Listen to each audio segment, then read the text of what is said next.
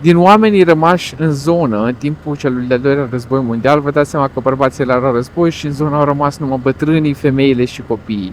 Dar a înrobit oamenii din zonă ca să-i pună la muncă să construiască drumul ăsta.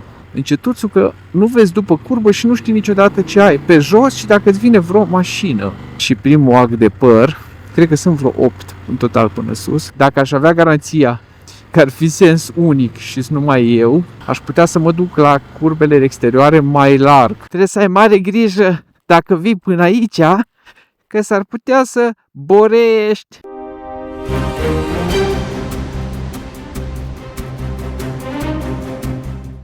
Mă, frate, deci eu mi-am filmat introducerea, voi n-ați prins, trebuie să o reiau și nu mi-am dat seama că nu era bine intrat adaptorul de la microfon în cameră și noroc că am oprit aici la ieșire în Cluj, din Cluj, ca să verific unghiul, că mi-am modificat un pic ceva la cameră și vreau să văd cum arată și noroc că am oprit să verific asta și mi-am dat seama că nu am sunetul cum trebuie. Fac pe aceea. Bun. Dar nu nimic, a rezolvat. Bine că mi-a dat seama și a rezolvat. Bună dimineața internet și bine v-a regăsit cu bine. Alex pe motor aici. Suntem la ieșire din Cluj-Napoca în direcția unuia din cele mai frumoase drumuri și mai grele, cel puțin din punctul meu de vedere, pe care puteți să le faceți cu motocicleta în județul Cluj. Drumul despre care vă zic acum și să vorbim și o să-l vedem astăzi se numește, sau se zice cel puțin local, Drumul Generalului. Dacă nu știți, cea mai bună descriere pe care pot să vă dau în momentul de față înainte să vi-l arăt e ca un Stelvio Pass în miniatură. Și de ce zic asta? E un drum de munte, de urcare, de jos de pe defeleul Someșului Rece, din Măgură Cătău către Mărișel. E un drum îngust, recent asfaltat, de ala de o mașină și un sfert sau o mașină jumătate maxim, cu vreo 8 curbe, act de păr, urcare. De-aia zic că e ca un mic Stelvio. Dar știi ce? Cred că am ceva poze mai vechi pe Instagram cu el de când aveam drona. Ia să vă pun eu aici poza, să vă faceți o idee. No, nu ideea anvergura pasului Stelvio, dar e, să zicem, același tip de drum. Și de ce zic că e unul cel mai grele, cel puțin din punctul meu de vedere, tot din unghiul ăsta vorbind, pentru că e abrupt, sunt curbele alea de păr la urcare, poate e un pic mai tehnic și nu potrivit chiar pentru toți începătorii. Dar nu-i nimic, noi o să mergem astăzi să facem împreună, o să vedeți exact cum arată, tehnic, cum o să mă comport și o să conduc eu la urcare spre el și voi o să vă faceți ulterior o idee dacă vreți să-l atacați sau nu, în funcție de cum simțiți voi. Și cred că dacă luați invers, nu, pentru că noi acum o să facem urcare, dacă o să luați invers spre coborâre din Mărișel spre Măgură Cătău, e posibil să fie mai, așa, e posibil să fie un pic mai ușor de făcut decât varianta de urcare pe care o să o facem noi astăzi. Bun, hai să vă pun și harta ca să vă faceți o idee. Drumul, cum am zis, e din defeleul Someșului Rece spre Mărișel, adică noi plecăm acum înspre Oradea, ajungem în Gilău, la Gilău o să facem stânga spre Lacul Tarnița, dar nu mergem la Tarnița, o să mergem tot înainte. Traseul ăsta spre defeleul Someșului Rece l-am mai făcut de vreo 2 ori înainte, o să vă las și link-urile în descriere cu tururile trecute din zona asta de pe traseu ca să-l vedeți cum e mai încolo, dar noi practic mergem acum până în satul Măgură Cătău, unde o să facem dreapta, o să avem un indicator cu satul Mărișel, cred că sunt vreo 12 km de drum a Generalului. Asta e denumire populară, vă dați seama, de aici dată din zonă și o să vă zic imediat și istoria ei. El are și un nume de la oficial, drumul județean 107C, ceva de genul ăsta, dar nu bag mâna în foc, că nu-l confund cu altceva. Efectiv nu știu care e numele oficial, dar local cam toată lumea îl cunoaște ca Drumul Generalului. Bun, știi ce zice Drumul Generalului? Pentru că drumul ăsta a fost construit prin 1940 de generalul Antonescu ca să faciliteze accesul prin munți, prin Apuseni, a armatei române înspre și dinspre Cluj-Napoca. Pe vremea aia doar Cluj. Pe lângă asta îi se mai zice și drumul robilor și e un pic tristă povestea de ce îi se zice drumul robilor, pentru că el a folosit din oamenii rămași în zonă în timpul celui de-al doilea război mondial. Vă dați seama că bărbații erau război și în zonă au rămas numai bătrânii, femeile și copiii. Și el a înrobit bătrânii, femeile și copiii și a pus la muncă la construcția acestui drum. Era un drum de piatră până acum a vreo 4 ani, acum vreo 4 ani a fost renovat. Dar a înrobit oamenii din zonă ca să-i pună la muncă să construiască drumul ăsta. Astfel așa că a rămas denumirea și de drumul robilor. Deci dacă auziți în zona Clujului de drumul generalului Antonescu sau drumul robilor, să știți că despre asta vorbim. Da, noi acum ieșim din Gilău, urmează să facem stânga spre lacul Tarnița, spre Gilău, spre lacul Gilău sau lacul Tarnița, că sunt unul după altul.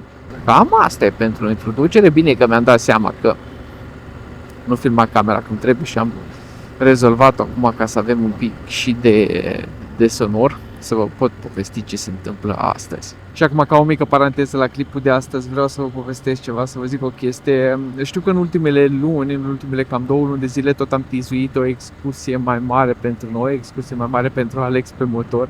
Alex și Iulia pe motor, de fapt. Am tizuit-o, mi-ați văzut că mi echipez motorul de drum lung, de distanță lungă, dar nu am vrut să vă zic exact de ce și am avut un motiv pentru care nu am vrut să vă zic exact de ce. Faptul că nu voiam să cobesc, să vă povestesc, să mă laud cu el și după aia să nu mi se arate. Din păcate, nici nu am copii, dar nici nu mi s-a arătat, pentru că excursia, vă zic imediat despre ce e vorba, ni s-a amânat pe când exact, nu știm, dar foarte probabil că nu pe anul ăsta. Ce s-a întâmplat? Eu cu el aveam să mergem cu motocicleta prin Austria, prin Alp, aveam să facem Grossglocknerul, pentru că Grossglocknerul e un drum pe care l-am făcut acum vreo 11 ani cu mașina și am fost extrem de impresionat cu el și întotdeauna mi-am dorit să mă întorc cu motocicleta. Și ăla era planul nostru, vreo 10 zile prin Austria, cu motorul, ne plimbăm, vedem Grossglocknerul, vedem satele alea de munte austriece, totul superb, lacurile, Genzel am zis, să vedem cum se cheamă satul ăla celebru, Hallstatt și așa mai departe. Ăla era planul, noi acum trebuia să fim exact în momentul ăsta, că e sâmbătă dimineață, trebuia să fim pe undeva pe autostradă înspre ieșirea de la Nădlac, dar după cum vedeți nu suntem. Ce s-a întâmplat? Una din pisicuțele noastre, cea mai dulce și lipicioasă dintre pisicuțele noastre și mai cu minte, când ați văzut în viața voastră o pisicuță așa cu minte, s-a îmbolnăvit, din păcate, am găsit PIF, care nu sunteți pisicari, probabil nu știți, PIF, peritonită infecțioasă felină, e o boală, o infecție destul de gravă, printre cele mai grave infecții pe care poate să le facă o pisică. E cauzată de un coronavirus de pisică, o mutație la un coronavirus de pisică și, din păcate, a fost nevoie să începem tratamentul, pe lângă faptul că e extrem de costisitor, gen dăm 90 de euro pe tratament la vreo 5 zile, e extrem de greu de găsit, pentru că nu e aprobat în Uniunea Europeană, dar pe lângă asta, tratamentul înseamnă o injecție în fiecare zi, timp de 84 de zile, așa că nu avem cum să o lăsăm la altcineva să se ocupă, să ducă zilnic 7 zile din 7 la veterinar pentru injecții. Așa că a fost nevoie, plus că vrem să fim lângă ea în perioada asta, pentru că și tratamentul ăsta, vă dați seama că nu are rată de succes de 100%. Dacă nu mă înșel, are o rată de succes de doar 90% și vrem să stăm lângă ea, să fim aproape, să avem grijă, să urmărim, pentru că nimeni nu are grijă mai mare de tine decât cum au părinții. Și din păcate asta înseamnă pentru noi că mi s-a amânat la un termen ulterior pe care nu știm excursia pe care ne doream să facem vara asta în Austria. Da, îmi pare rău, nu îmi pare rău de excursie în sine, vă dați seama că suntem un pic supărați, dar ne pare rău de pisicuță, de Mili, că s-a îmbolnăvit și că trece prin asta, mai ales că se simte mai bine de când am început. Astăzi e 8-a zi de tratament, dar injecțiile astea cu tratamentul ăsta foarte specific și special sunt foarte dureroase pentru ea și o supără foarte tare și vă dați seama că de aia ne pare mai tare rău, nu de faptul că nu mergem noi. Da, asta este, suntem tineri, zilele noi intrat în sac, o să mai avem ocazii pe viitor, o să ne reorganizăm, poate o să mergem direct în excursia asta după ce îmi vine motocicleta nouă. O să vedem vine cineva de aici să mă vadă. Așa, eu aveam prioritate, dar vreau să fiu sigur că mă vede dacă vine cineva dincolo. Da, asta este, na. Noi am trecut de intersecția cu drumul care duce la Tarnița și ulterior drumul principal care duce la Mărișel și o să mergem de acum tot înainte, tot înainte până Măgură Căteu, unde suntem cu drumul secundar care duce în Mărișel, adică drumul generalului. Hai, apă, pai și bătaie. Ca de obicei foarte faină și mai ales răcoritoare zona asta Someșului Rece. Stai așa că nu pot să-mi iau loc la drum, sunt 19 grade în momentul de față și mai ales când intri la umbră, ce bine, după iar câteva zile caniculare în Cluj-Napoca la fix. Zici că faci o baie bună, rece, în piscină. Da, și de frumoasă și frumoasă, numai ca de obicei, ar dacă veniți pe aici să aveți grijă la calitatea drumului, nu la asfalt, pentru că asfaltul e destul de nou, nu prea sunt gropi, sunt vreo 2-3, dar nimica nașpa și abundent, dar să aveți grijă la nisip și balegi de pe drum, că alea sunt mai problematice în zona asta. Plus vedeți că e toată zona asta de high dynamic range, între umbră-soare și nu vi se obișnuiesc ochii în timp util când treceți de la soare la umbră să vedeți pericolele pe curbe. De asta trebuie circulat cu un pic mai multă atenție, dar de faină e foarte faină.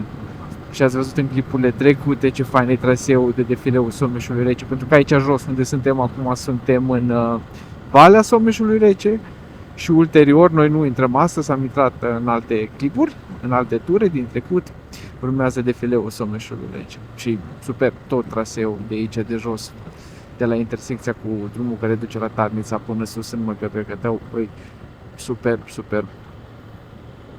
Mă că e culmea cam aglomerată dimineața asta și nu prea am idee de ce.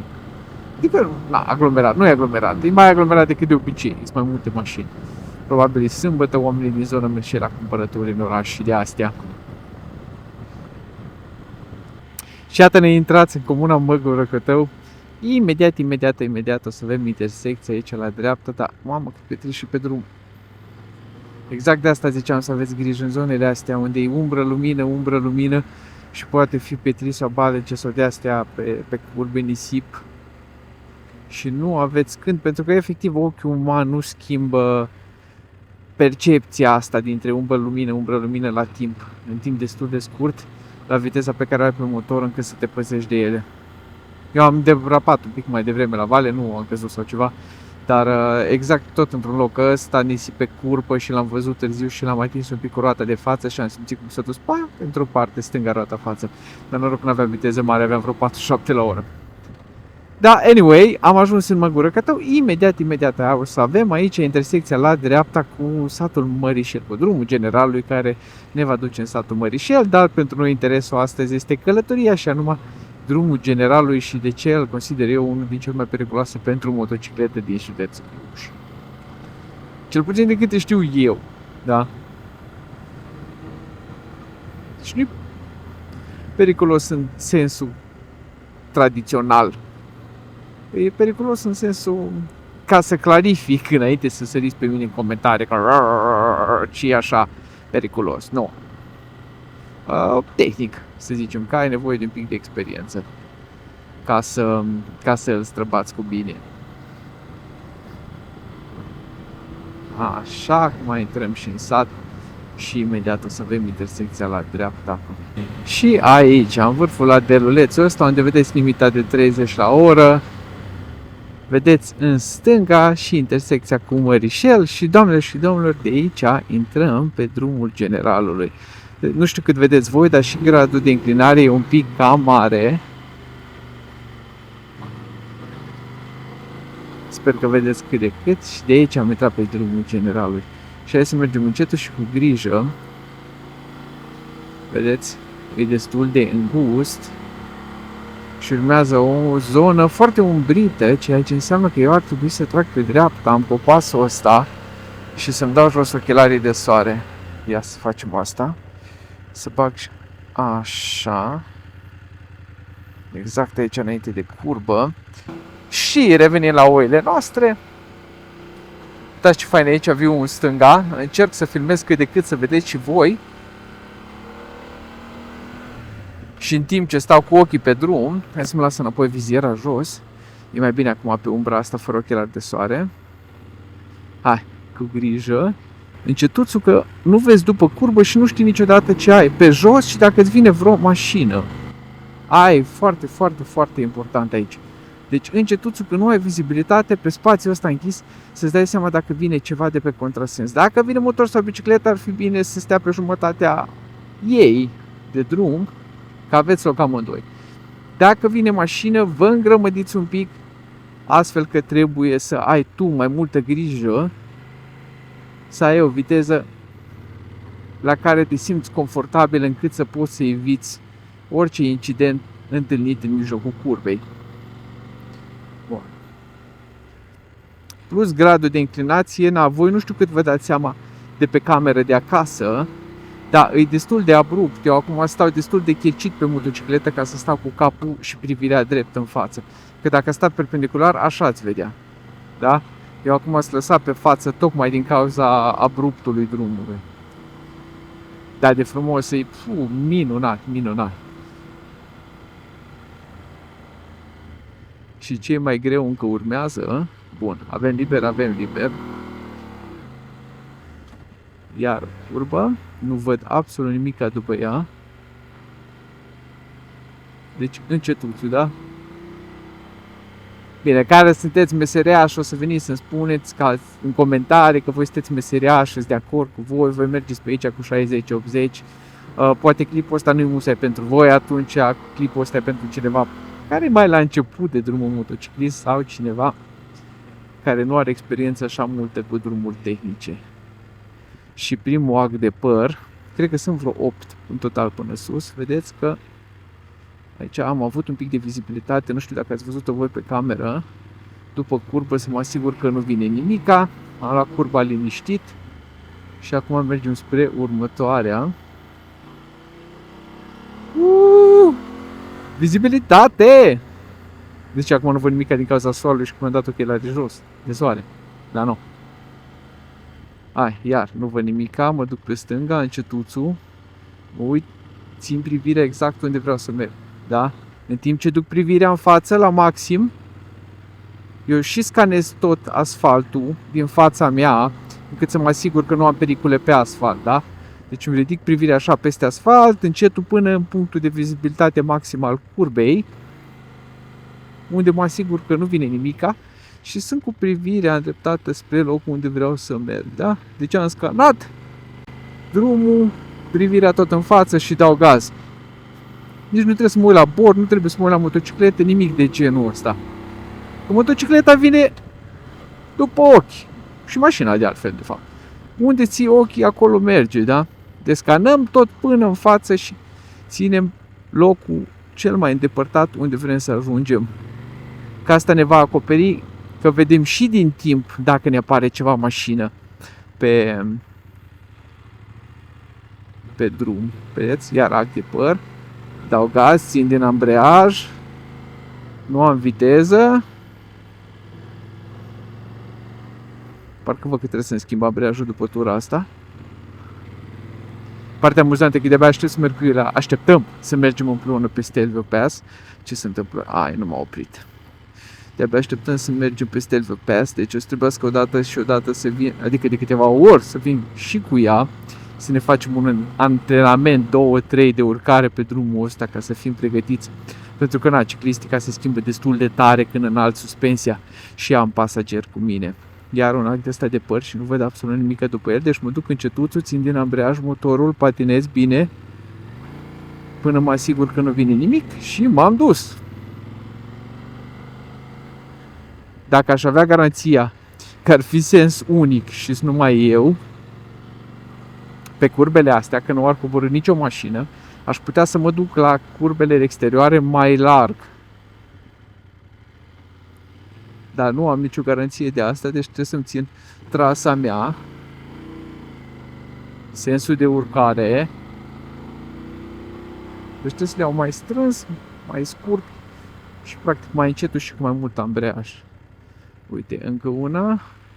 N-am vizibilitate, n-am deloc vizibilitate, dar nu-i nimica. Patinez ambreiajul și mă duc.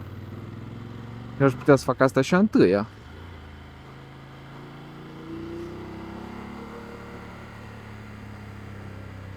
Da, noroc că am de suficient cuplu la motorul ăsta de 850 cm3, încât să pot să fac asta și într-a doua.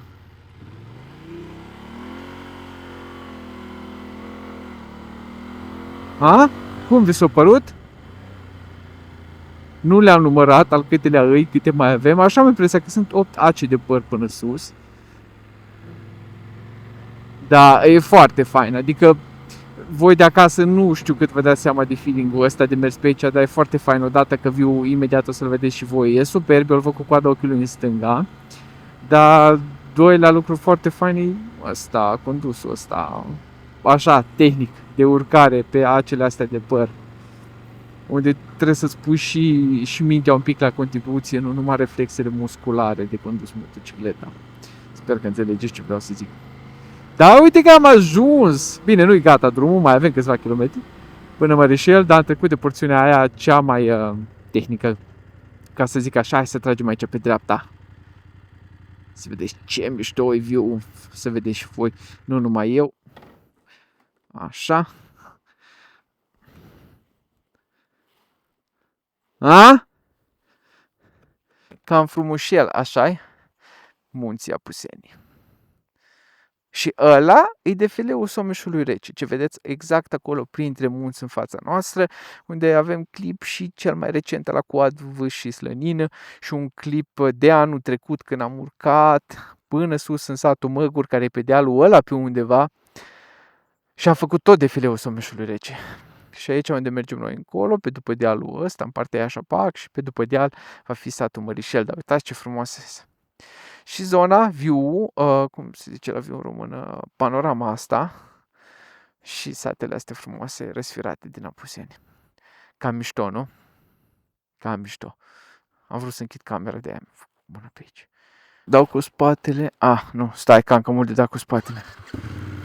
Dă cu fața. Oprește.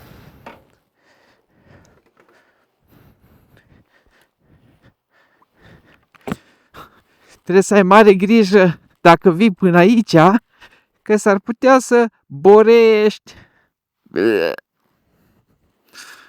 Asta a fost un moment amuzant.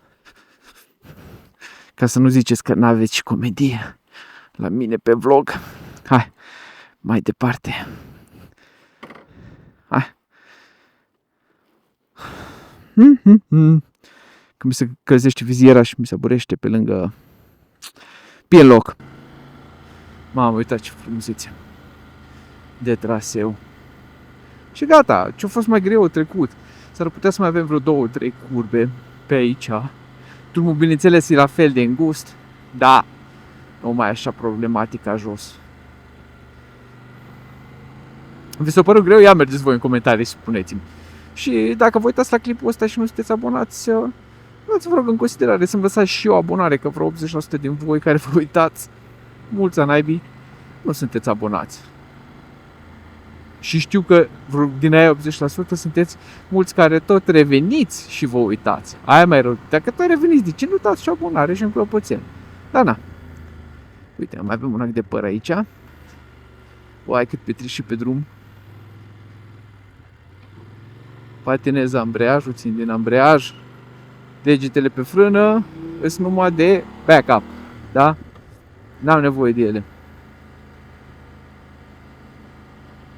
Totul se întâmpla din ambreiaj. Deci m-a luat o mâncărime de nas în momentul ăsta. Mamă, frate, cred că e polenul sau ceva. Ce bine, mă scarpin. Ce bine a fost.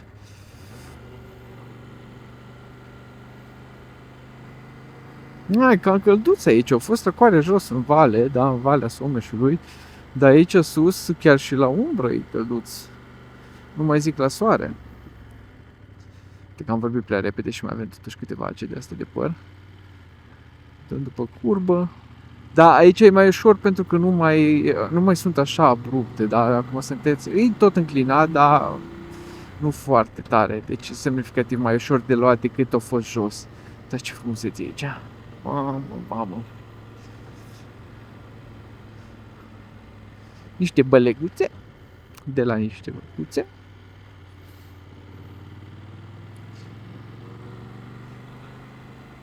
A? Cam șmecher, așa-i.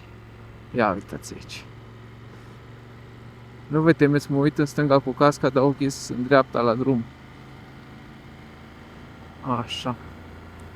Că țin să vedeți și voi mai bine vederea pe care o avem noi. Că aici tot în stânga e tot râpă, jos, până la defileu. Până la Someșul Rece.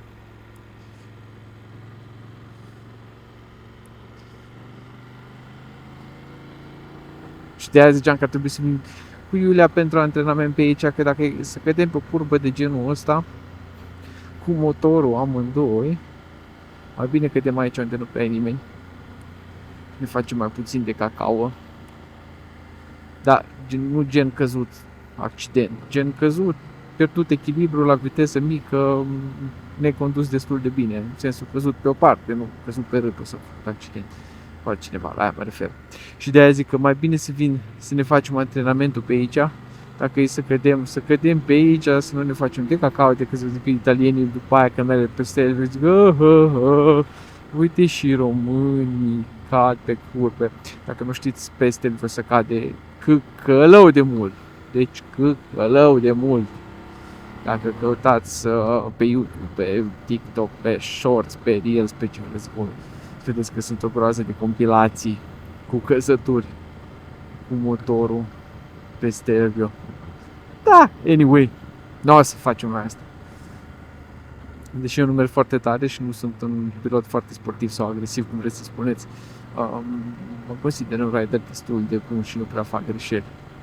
Și sunt foarte precaut, că prefer să fiu precaut și să mă fac de cacao că merg prea încetul sau prea precaut decât să fiu neprecaut și să fac o poroboață, mai ales la câte accidente sunt mai nou la noi.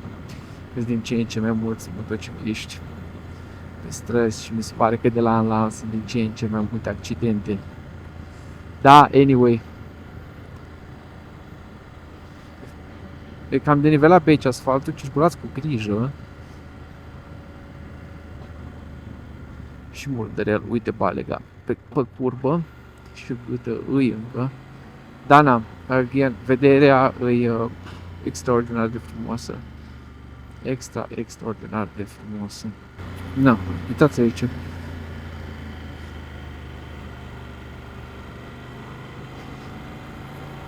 Și în față, nu știu cât vedeți voi, să cer să dau un zoom acum pe cameră. Vedeți bolovanile aia? Aia sunt, locului îi se spune Țâcla Găvri. Mamă, ce prea multe consoane una după alta. Deci Țâcla Găvri este un traseu de hiking, de drumeție de vreo 20 de minute dacă aveți chef când sunteți prin zonă pe aici. Țâclă, din ce am înțeles, sunt bolovani, pietre, în dialectul local din Mărișel. Și Găvri, sau Găvri, ceva de genul ăsta, e numele familiei care deține curtea unde sunt bolovanii de aia și numele de Țâcla Găvri. Puteți să le accesați, multă lume face drumeții pe aici, să plimbe, să le vadă fără nicio problemă, dacă aveți chef de o tură scurtă pe jos. Am înțeles, noi n-am fost niciodată, dar am înțeles că view, uite acolo, view e foarte fain de acolo. Mamă, câtă balegă! Pacia deja.